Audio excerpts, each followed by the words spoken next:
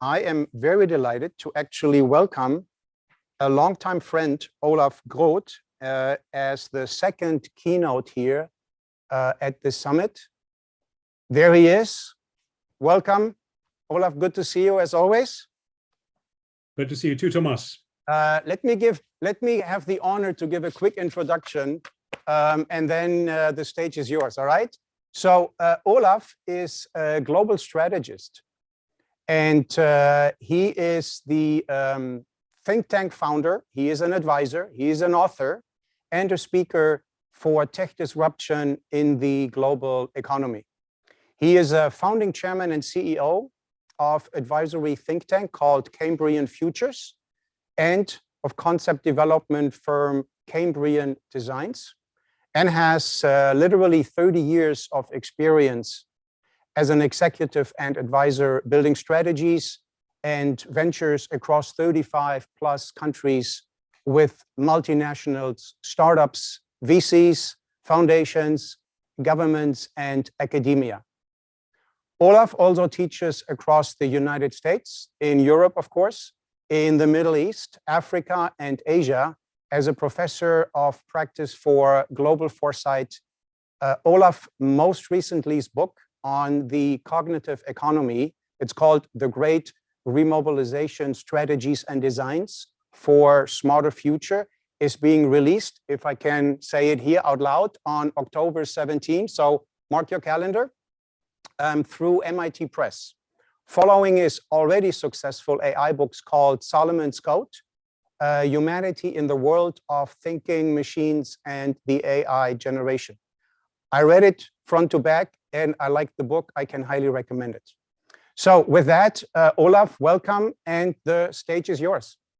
Thank you very much, Thomas, for that very gracious introduction. Thank you to you as well as Wao for inviting me to present today, to be one of your keynoters, and thank you to the audience for listening, as well as my fellow speakers and panel members. Allow me to get right to it and share my screen. I hope that you can all see the screen here now. If somebody could just give me a heads up real quick if you are seeing it, if it's working out for you. Yes, I assume so. Yes. That okay. Works all well. Excellent. All right. Thank you very much, Yvonne. Thank you very much, everybody. It's a true pleasure to talk to you today about what we, of course, have deemed to be a revolution in trust and governance. And that is, of course, Web3 as a counterbalance to the existing Web2 world of the large hyperscaler platforms, and how we have structured and run our internet over the past 20 years. And what's of particular importance here, of course, is the confluence of Web3 with artificial intelligence. Very, very promising use cases that I'm going to hopefully bring to you today that will spur further conversation. And so let's dive right in.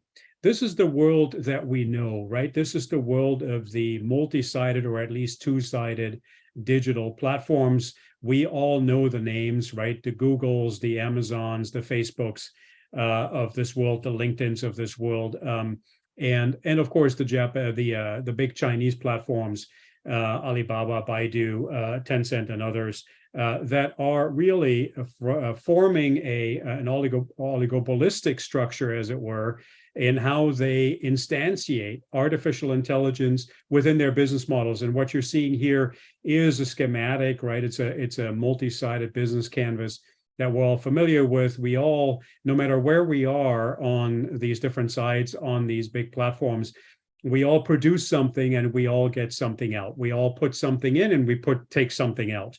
And at the middle, of course, in the middle, I should say, is the artificial intelligence that sits in large server centers, which we call cloud now. And that makes sure that we are all nicely orchestrated and talking to each other, and making sure that the business model for each side works out, so we stay nicely involved and committed to this platform model. So that's the world we've known. AI then is being used in particular to create that glueware between us, and that, of course, starts with enlisting us, continues with acquiring us, right, having us sign on, but then most importantly, engaging us, and finally monetizing us. You cannot monetize us before you engage us. And, that's a very important step in the sequencing of all of this. This graphic, courtesy of my good friend Jeff Moore from a number of years ago. So that's the role that AI plays in all of this. And what is really important to note, of course, is that this is Web 2. So this is centralized. This is run by big platforms that are fueled by big capital. What we have been seeing then over the past 5-6 years or so is the emergence of this new model. Let me just show you how this platform canvas then evolves. And I need all of this to set you up for the use cases. They're much easier to understand when you've seen this, right? So we are still seeing multi-sided platforms, of course. We may call all of this protocols, but at the end of the day, the user interface should look pretty much the same, which is that we all want to put something into the platform and get something out. We just want this thing to be governed differently, and we need it to be developed differently. And so the revolution here, as it were, with AI at the center, is not so much the application layer and the user interface, but rather the bottom part, which is the operating infrastructure of the services and solution platforms or protocols that we want to be taking advantage of. And so on that governance layer and on that development layer, we're now seeing more participatory orchestration of, who has a say over how these platforms are designed, how do we run them, and of course, how do we monetize and get money back out? So it's a more participatory structure. On both of these layers, we are seeing artificial intelligence come to fruition.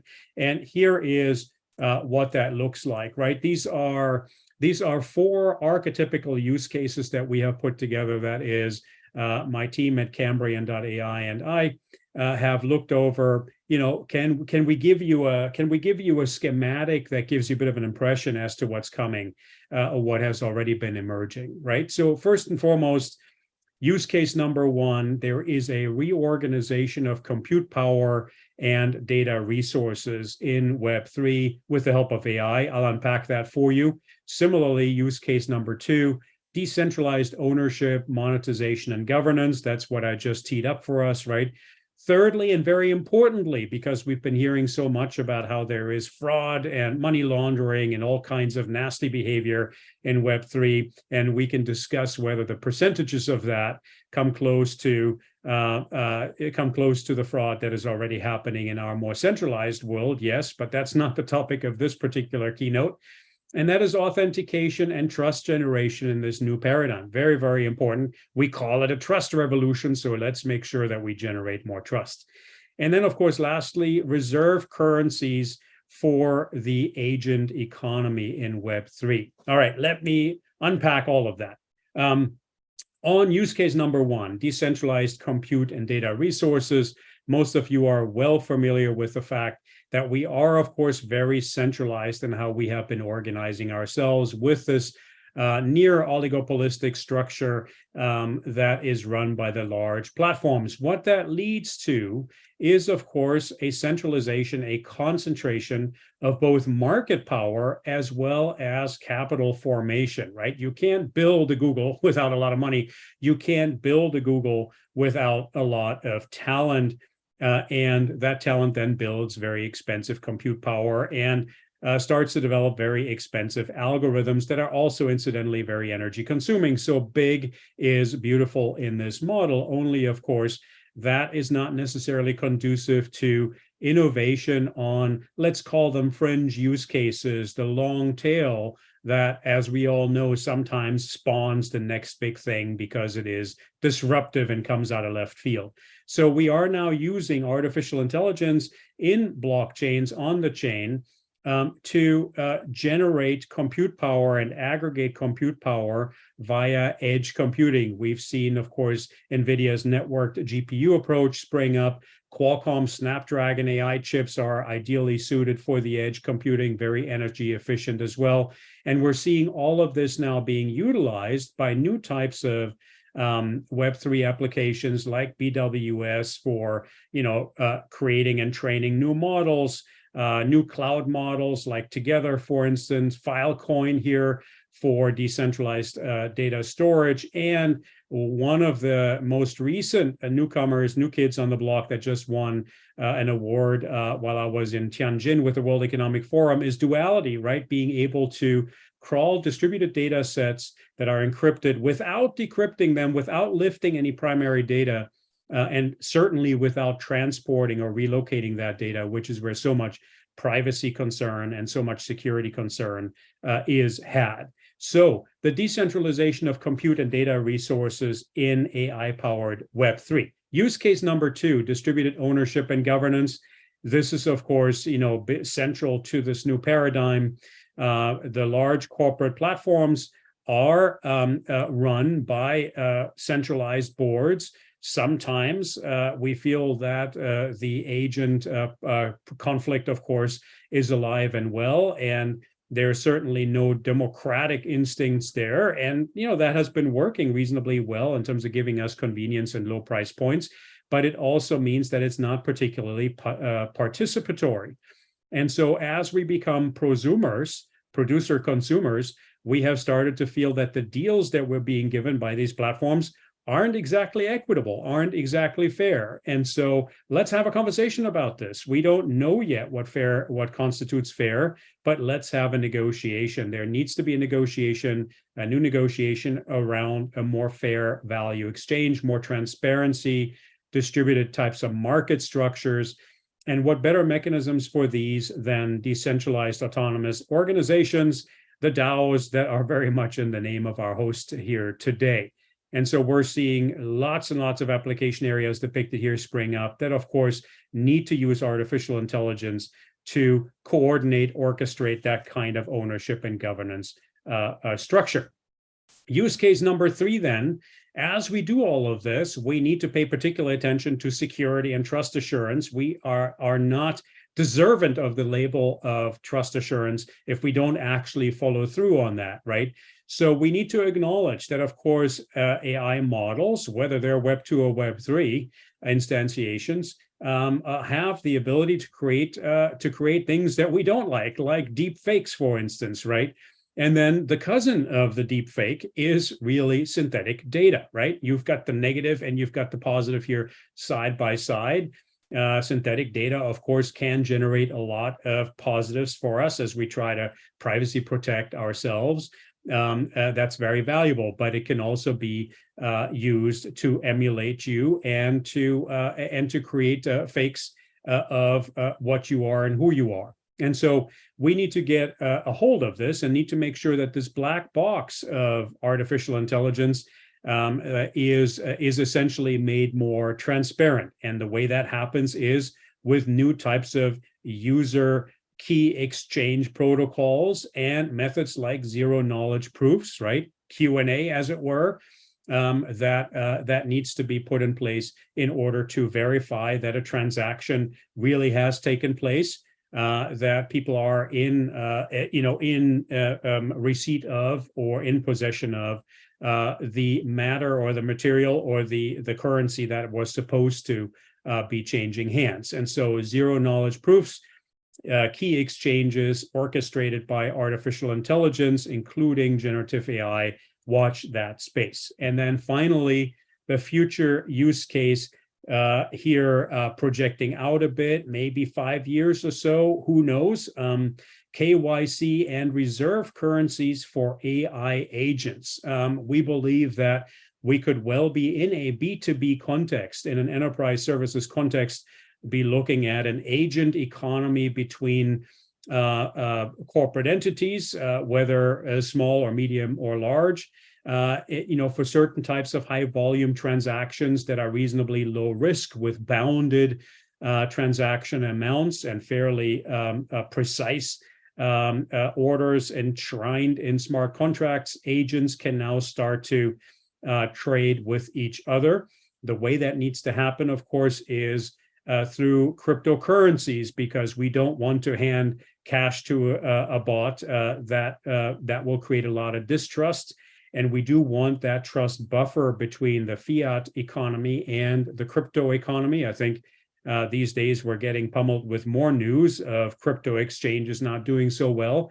And so while all that shakes out, while we're also waiting for regulatory clarity, we need to pay attention to creating these buffers, right? And you can do that with well-bounded smart contracts that these agents can then source compute power for or on generate certain content or like I said, certain goods and services, changing ownership. All of that needs to be bounded and secured. And for that, we believe that AI and smart contracts on the chain are absolutely necessary. So what I have given you are 4 archetypes of use cases. There are many, many more, of course, but those are the 4 that we see categorically. Hopefully a good thought stimulation for all of you to hack away at, prove us wrong, or prove to us that there are more promising ones out there. With that said, thank you, everybody. If you want to contact me, here's my email. You'll find me on Twitter, on LinkedIn. Don't hesitate to contact me and connect with me. Let me know where you met me, as it were, and I'm happy to engage with you at any time. Thank you, everybody, and back over to you, Thomas.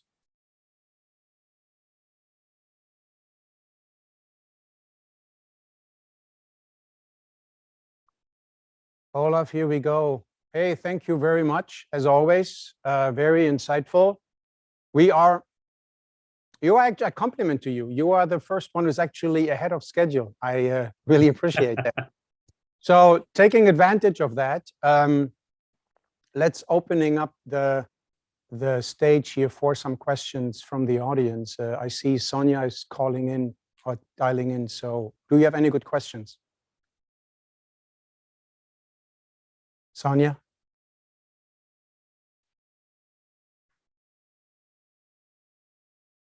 I cannot hear you. Oh, so, yeah, one question from the audience, actually a few, but this one is referring to Web3 and blockchain. When do we expect Web3 and blockchain to play a more active role in the tech ecosystem and network market? Yeah, thank you, Sonia. Look, quite clearly, blockchain is sort of being batched in with the concept of crypto, right? And we're seeing, I think a continued blowout when it comes to crypto, right? You all know, of course, about Binance's trouble. And so I think we are still, we're still sort of moving toward the peak of the hype cycle. So if all of you understand, have seen the hype cycle, you know that there is, of course, the slope of inflated expectations. And we all thought this was going to be, everybody was going to be trading in crypto in short order. And so we have overhyped crypto and the blockchain in that confluence of the two. I think what's going to happen now is that entrepreneurs and especially venture capitalists are going to focus on more discrete use cases, some of which I've just shown you, and I'm sure that our audience can generate 20 more that are much less, let me say it, glamorous and sexy, and a lot less sort of get rich quick, as it were, which is what the hype around crypto and blockchain has been all about so far. And they're going to be looking at where does the true value reside? How can I bring a blockchain into a corporation, leverage new types of decentralized modes of governing and running this thing, even though I'm taking advantage of it as a corporate decision maker? There'll be an extension of corporate use cases here of a centralized model into decentralized models. And I think this is where we're going to see the first wave of real discrete, but much more narrowly defined value. And I think that has started, in fact, a year or two ago. And I think that's where the future lies over the next 5 years. So I hold great hope for that much more narrow, much less sexy, but much more valuable parsing into vertical use cases. And I'm happy to give you examples, right? Thomas has told me that we're doing well on time. So let me give you one example, right? So I have been traveling around the world, in fact, twice this summer, and I've been meeting with people who are looking at smart supply chain, smart logistics, smart trade, right, to make it more resilient. and to keep increasing trade rather than decreasing it with all this geopolitics and climate change and other disruption, right? And there are very, very interesting innovators around the world who are now trying to make trade smarter, as it were.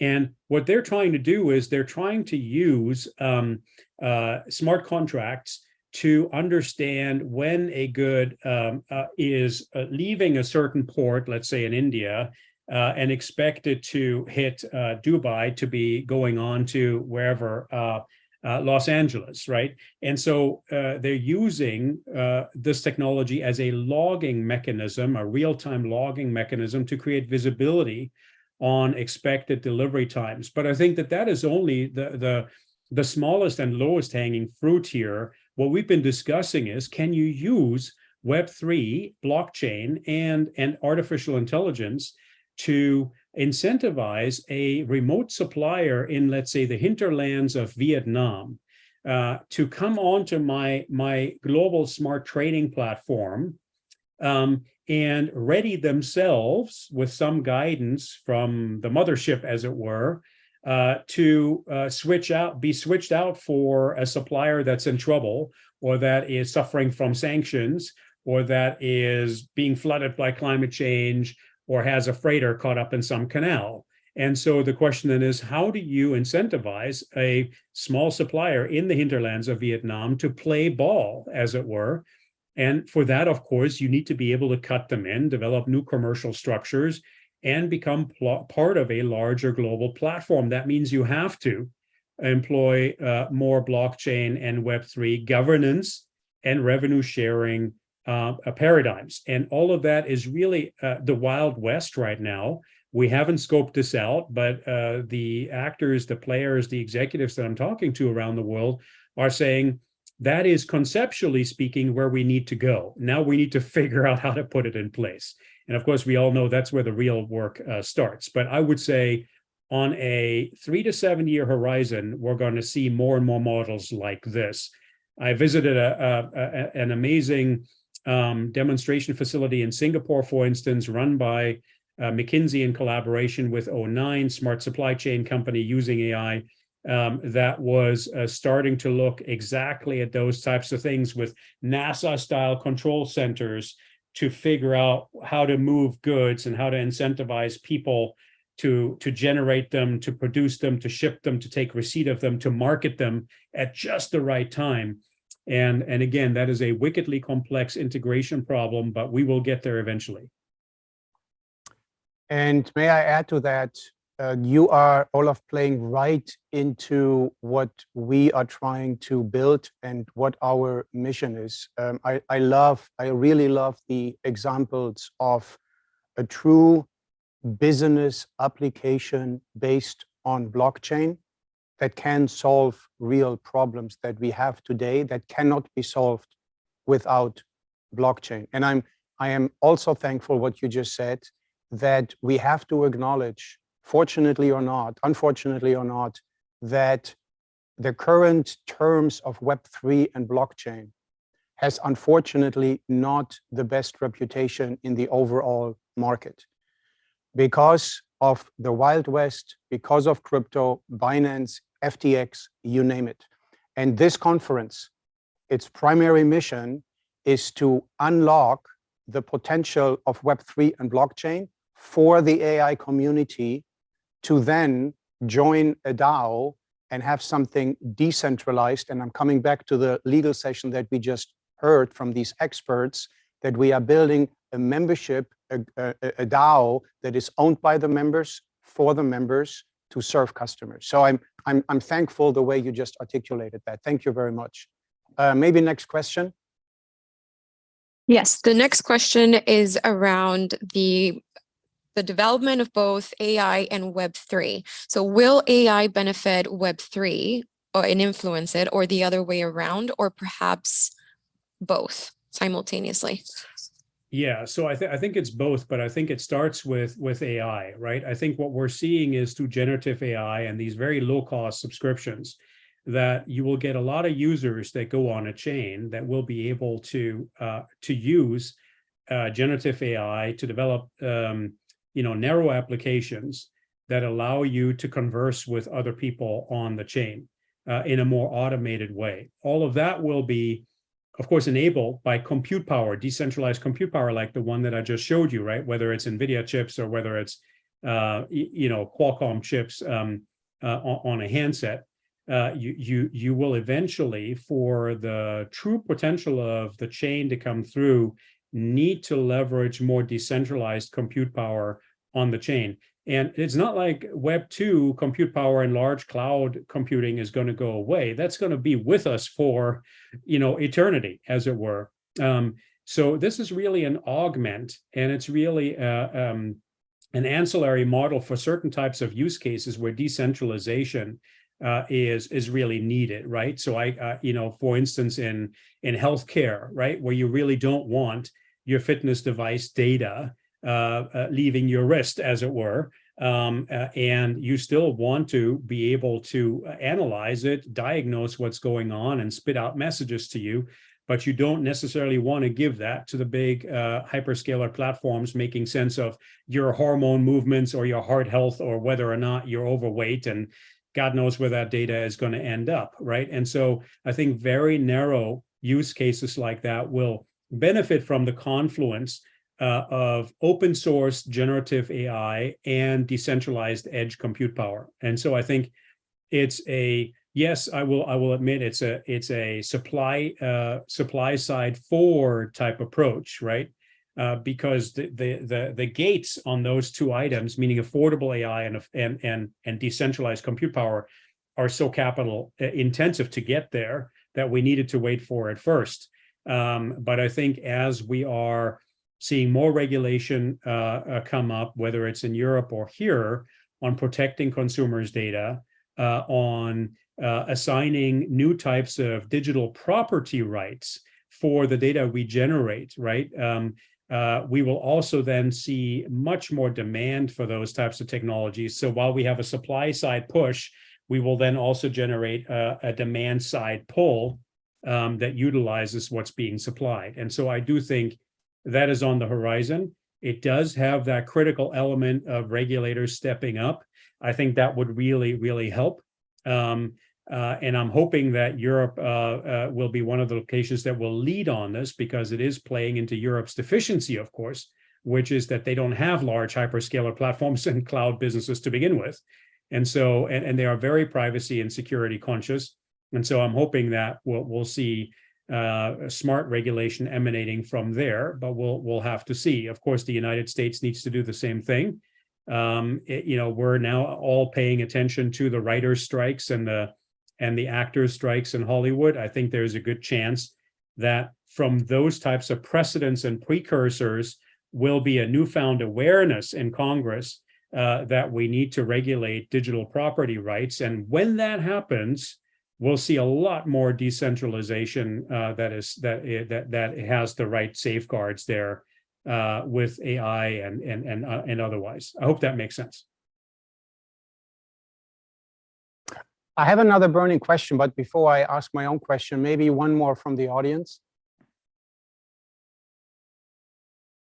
Yes, so another question that just came in, this is regarding some of the issues that are being flagged with Web3, and potentially what this participant is asking, if you see AI playing a role in analyzing blockchain transactions for a particular token or network and uncovering potentially a not fraudulent behavior that real people can then follow up on. Well, so I guess the question is really around AI forensics, right? So using AI for forensic analysis, and that's really in the cybersecurity realm. But yes, you could see AI being used for maybe text-based verification of keys or of Q&A information, like in zero-knowledge proof, for instance, analyzing that or triggering those types of verification exercises. So I could certainly see that. I also, talking to my friends in cybersecurity, do see, of course, AI being used in pattern recognition, in fraudulent banking operations, and there is no reason that AI couldn't be used on the chain in a similar way, right, in cost-effective ways, analyzing the transaction patterns of somebody that is trying to transact with you.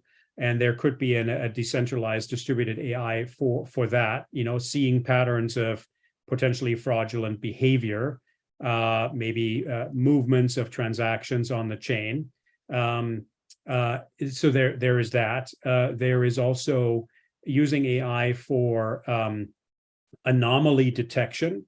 So can you detect anomalies in a user's behavior that stand out, right? So instead of saying patterns, seeing singular points of anomalies that pop out that don't make any sense. So you could see AI being used for that. And again, I don't see any reason for why that should work in a centralized and not in a decentralized way, assuming you can calibrate the applications to work with edge computing.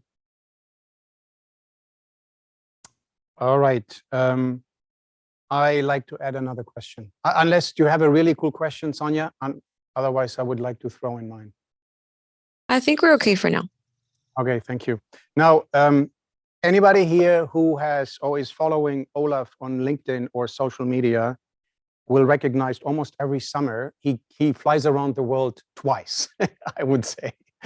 And based on that knowledge that you are gaining literally from a global perspective, I really like to hear your opinion about the crypto world and the blockchain Web3 with problem-solving enterprise applications and the dynamic of the two on a global basis in various regions versus what is or is not happening in the United States.